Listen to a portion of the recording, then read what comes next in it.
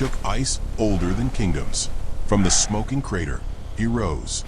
No armor, no sword, no fear. His shattered bones snapped back with sickening cracks. Torn flesh knit together like melting wax in reverse.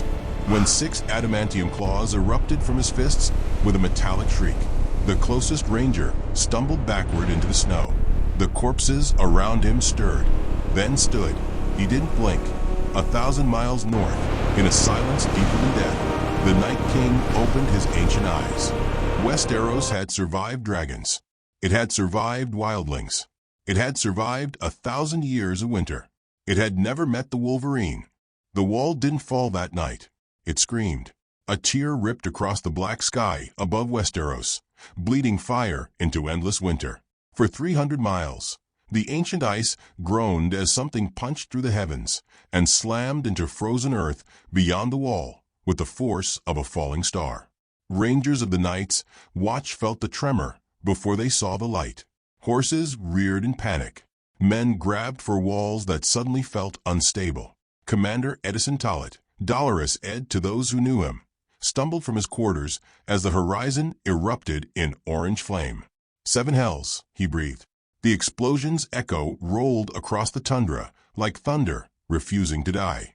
2 miles north of the wall, in a crater still smoking despite the killing cold, a man opened his eyes. Not a man. Something older. Something angrier. Logan dragged himself from the frozen earth with a growl that had nothing to do with pain and everything to do with annoyance. His body was already healing. Ribs snapping back into alignment, torn muscle knitting over exposed bone, skin crawling across wounds that would have killed anything mortal. He remembered falling, remembered fire, remembered a voice telling him something about doors between worlds. He didn't remember landing. Perfect, he muttered, spitting blood onto pristine snow. Another dimension, another war. The cold hit him then, deeper than anything he'd felt in centuries. This wasn't natural winter. This was hunger given form. This was death pretending to be weather. His enhanced senses caught something else. Rot. Old rot. The kind that moved. Logan's nostrils flared as he turned slowly, scanning the treeline. 300 years of surviving had taught him to trust his instincts before his eyes. Right now, those instincts were screaming. The dead emerged from the trees. They didn't shamble like corpses should. They ran, fast, coordinated, hungry. Blue flames burned where eyes should have been. Dozens at first, then hundreds. They poured from the forest, like a tide of broken bones and frozen flesh. Behind them, mounted on a dead horse, something worse waited. Tall, crowned in frost, patient. The Night King. Logan watched the approaching horde with the tired expression of a man who had seen too many wars to count. He rolled his shoulders, feeling vertebrae pop back into place. All right, he said to no one. Let's see what you've got. Snicked. 6 adamantium claws caught moonlight as they slid from his fists. The first white reached him in seconds. It died faster. The Brothers of the Night's Watch found him an hour later. Ed led the ranging party himself. 40 men on horseback, torches burning against the darkness. They followed the crater's glow and the sounds of combat that had only recently stopped echoing across the tundra. What they found defied explanation. Bodies. Hundreds of them. Dismembered, scattered, piled in grotesque mounds across a battlefield that stretched half a mile. Whites lay in pieces. Heads separated from shoulders, limbs scattered like fallen branches. The snow was black with old blood that should have been frozen, but somehow still steamed. In the center of it all, a single man sat on a pile of corpses, lighting a cigar he'd somehow kept intact through atmospheric re-entry. Ed raised his hand, stopping his men. What in the name of? You the welcoming committee? The stranger asked without looking up. Because I've had warmer receptions. Ed studied him carefully. The man was stocky, heavily muscled, with wild dark hair and a face that looked carved from hardship. His clothes were strange, some kind of leather and metal combination Ed had never seen. And his hands? Those claws, Ed said slowly. They're inside you. The stranger glanced at his fists as the metal slid back beneath his skin with a quiet hiss. Observant. What are you? Tired. The stranger stood, rolling his neck. Where am I? Beyond the wall. The end of the world. Great. Landed in the vacation spot. He looked north, where darkness pooled thicker than natural night. What's that way? Ed's face hardened. Death. Yeah. The stranger's nostrils flared. I can smell him. Before Ed could respond, the ground began to shake. Far beyond the tree-line, lights flickered to life in the darkness. Blue lights. Thousands of them, moving together like a single terrible wave. Run, Ed ordered. Nobody argued. They made the wall, just as the dead emerged from the storm. Logan, he'd finally offered name during the frantic ride south, watched the gates slam shut behind them with the resigned expression of someone who'd been through this before. Different world, same problem. Things that should stay dead, refusing to cooperate. Crossbows aimed at him immediately. Drop your weapons, someone shouted from above. Can't. Arrows flew before he could explain. 3 shafts buried themselves in his chest. He looked down at them with mild annoyance, then snapped the wooden shafts off and plucked the arrowheads from his flesh. The wounds sealed before their eyes. He's a demon, a voice screamed. No. Ed stepped forward, raising his hand to halt the panic. He killed them. I watched him tear through 100 whites like they were made of paper. The wall shuddered. All eyes turned outward. The army of the dead had arrived. An endless tide crashed against ancient ice. Whites climbed over each other in grotesque ladders of bone. Giants with frozen eyes roared in frustration. White walkers moved among them like shepherds. And in the center of it all, mounted on a dragon that should not exist, the Night King rose into the storm. His gaze lifted, locked onto Logan. For a long, terrible moment, something passed between them. Recognition maybe, or something deeper. 2 creatures that had survived longer than they should, recognizing their own reflection. Logan's jaw tightened. That the boss? He asked. Ed nodded slowly. The Night King, death itself, had worse bosses. Logan cracked his neck. How do I kill him? You don't understand. He can't be killed. Not by normal. Logan was already moving. He hit the top of the wall running and didn't stop. He launched himself over the edge with the same casual disregard for physics that had defined his entire existence. 700 feet. Straight down. Into the heart of the swarm. The undead dragon was massive. Wings torn but vast.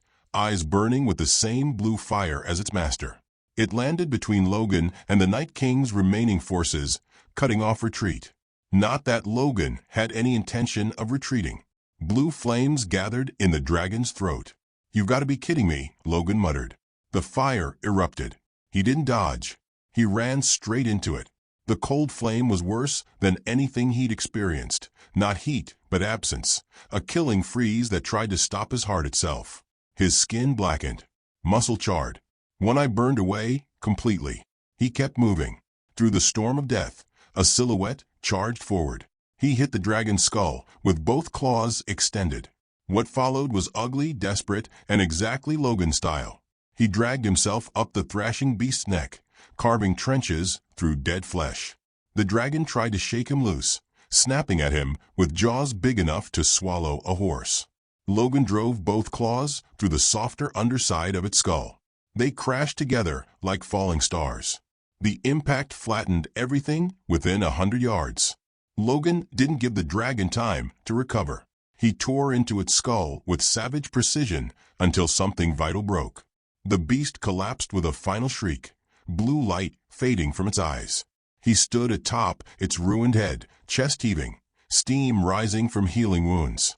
The Night King dismounted, drew his blade, and walked forward. You're different, the Night King said. His voice was ice-given sound, old, patient, curious. The first words Logan had heard him speak. So I've been told. Logan dropped into a fighting stance. You're uglier than most. You cannot die. Neither can you, apparently. Guess that's the problem. The Night King tilted his head. I have killed everything this world has offered. Dragons, giants, heroes, kings. He raised his blade. What are you? Logan extended his claws. I'm the best there is at what I do. And what I do isn't very nice. They met in the center of a sea of corpses. The Night King fought with precision born of millennia. Every strike calculated, every movement efficient. He had all of time's patience and none of its weaknesses. Logan fought like a storm. There was no elegance in his combat, only violence refined to its purest form.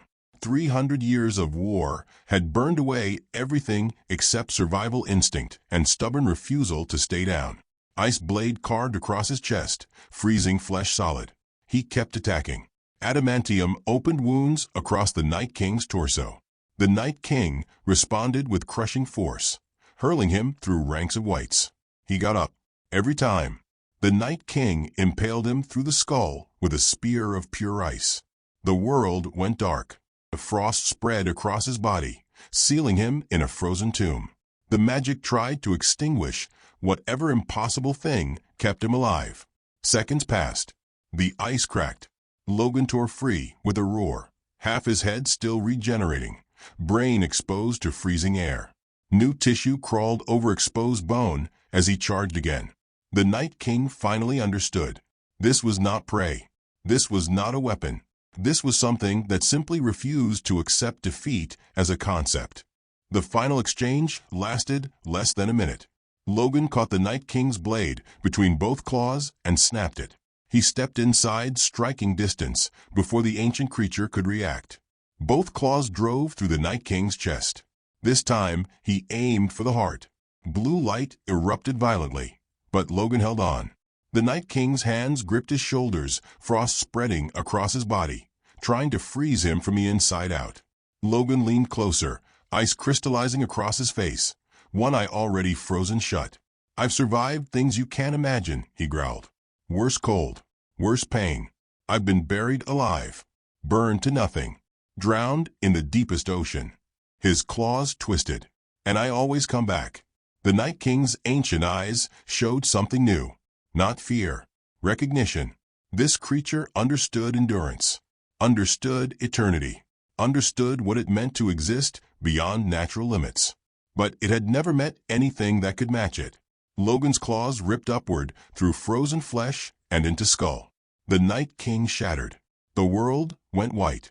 When the light faded, the army of the dead lay still. Every white had collapsed simultaneously, bones clattering against ice like a sudden rain. Giants crumbled. The storm lost its unnatural edge. 8,000 years of winter ended in a single breath. Logan stood alone in the center of it all, chest heaving, steam rising from healing wounds. He looked at the frozen fragments that had been the Night King, already melting into nothing. "Stay down this time," he muttered. Above, on the wall, the Brothers of the Night's Watch stared at a battlefield that stretched to the horizon. Silent, still. The impossible had happened. They didn't know what to do with him. Logan understood that. He'd seen it before, the fear that came after gratitude, the suspicion that followed survival. He was something that didn't fit their categories. Not demon, not savior, not anything they could put a name to. The wall's gates opened cautiously. Brothers emerged onto the battlefield like men walking through a graveyard, which Logan supposed they were. Some knelt when they saw him. Others couldn't meet his eyes. Ed approached slowly. "It's over. This part." Logan's enhanced hearing caught something distant. Armies moving, ravens flying, whispers spreading. "What's south of here?" "Winterfell. The rest of the 7 kingdoms." Ed paused. "A war for a throne." "Great." Logan started walking. "More politics." "Wait." Ed stepped forward. You just saved every living thing in Westeros. There'll be songs about this. You could be a lord, a king even." Logan stopped. For a moment, something flickered across his face. A bone-deep exhaustion that had nothing to do with physical fatigue. He'd been offered crowns before. Kingdoms. Everything men fought wars to possess. "I've been a soldier," he said quietly. "Been a weapon. Been a monster when they needed one." He turned back toward the south. "Never wanted to be a king. Then what do you want?" Logan was quiet for a long moment. "Peace," he finally said. "But it never seems to stick." He walked south through the gates. Nobody stopped him. Word traveled faster than he did. By the time Logan reached Winterfell 3 days later, stories had already transformed him into legend. The Clawed Wolf, they called him. The Unkillable. The Beast who broke winter. He found the labels annoying. The gates were open when he arrived. No attempt to stop him. Armed men lined the walls, but their weapons remained sheathed. The courtyard filled with people as he walked through. Soldiers, servants, lords, ladies, all staring. In the center of them all, a young woman waited. Sansa Stark had the bearing of someone who had survived things that should have destroyed her. Logan recognized it immediately, that particular hardness that came from enduring horrors and choosing to stand anyway. "You're the one," she said, from beyond the wall. "Seems like you killed the Night King." He stopped getting up. "Usually means dead." A flicker of something crossed her face, almost amusement, quickly controlled. "You don't speak like anyone I've known." "I'm not from around here," I gathered. She studied him with eyes that measured threats for a living. "Why did you help us? You could have run, hidden, let the dead handle themselves." Logan considered the question. Why did he fight? He'd asked himself that for 3 centuries. The answer never got simpler. "Because I'm good at it," he finally said. "And because someone had to." That's not enough reason to face an army alone. It was today. Sansa was quiet for a moment. "The realm will want to know who you are, where you came from, what you are. Let them wonder. They'll fear you. Smart people usually do." That night, they gave him a room in the castle. He didn't sleep, hadn't really slept for decades, not the way normal people did. Instead, he sat by the window and listened to a world celebrating survival while planning its next war. The Iron Throne was still contested. Queens with dragons still plotted in the south. Men with armies still believed power could be held at sword point. Logan had watched 1,000 conflicts like this. Different names, different causes, same blood. A knock came at his door. He could smell who it was before opening. Winter rose perfume, cold steel, old grief. Sansa stood in the hallway. "Can't sleep either?" Logan asked. "Sleep is a luxury I've mostly given up." She stepped inside without waiting for invitation. "I wanted to speak with you. Alone. About what comes next." She moved to the window, looking out at torchlit walls. "You ended the Night King, but you've created something new. A power vacuum of another kind. You think I want your throne. I think I don't know what you want. And that terrifies me more than anything in the North." Logan almost smiled. "Smart lady. I've survived this long by understanding threats." She turned to face him. "Are you a threat?" He considered lying. Decided she deserved better. "To your enemies?" "Yes. And to me?" "Depends. You planning to do anything that needs stopping?" Her expression flickered. Something complicated moving beneath the surface. "I'm planning to protect my people. Rebuild what was broken. Make sure the North survives whoever sits on that iron chair." Logan nodded slowly. "Then we're on the same side. For now." "For now," he agreed. He left at dawn. No ceremony. No farewell speeches. Just a man walking through castle gates while the world still slept. Sansa watched from a high window, saying nothing. The road south stretched through forests still recovering from winter's touch. Snow melted in patches, revealing green struggling to remember how to grow. Spring was coming, slow, uncertain, but inevitable. Logan walked alone. He preferred it that way. Behind him, ravens flew with messages about what had happened at the wall. Ahead, armies maneuvered and queens plotted, and lords sharpened knives meant for each other's backs. He didn't care about their games, but he understood something about himself now, after 3 centuries of trying to pretend otherwise. He couldn't walk away from broken things, couldn't ignore suffering when he had the power to stop it, couldn't be the monster they feared when people still needed saving. It was a curse, maybe, or a gift, or just the stubborn refusal to let the world destroy what little good remained. He crested a hill as the sun broke through clouds for the first time in months. Below, the King's Road stretched south like a scar across healing land. Logan took a deep breath, let it out slowly. Then he started walking toward whatever came next. Far to the south, In a city that had never seen winter's true face, a queen received word of what had happened. Cersei Lannister sat on the Iron Throne with the stillness of a predator considering prey. The message in her hand described impossible things: an army of dead destroyed in a single night, a king of winter shattered by something that refused to die. A man who cannot be killed, she murmured. How inconvenient. Her hand leaned forward. The reports are inconsistent, Your Grace. Some say demon. Some say God. Most say monster. Monster. Cersei smiled coldly. I've handled monsters before. This one ended the long night alone. Then perhaps he can be useful. Her fingers tapped the iron armrest. Send riders. Find out where he's going, what he wants. And if he wants the throne? Cersei's smile didn't waver. Then we'll remind him that some things are harder to kill than kings.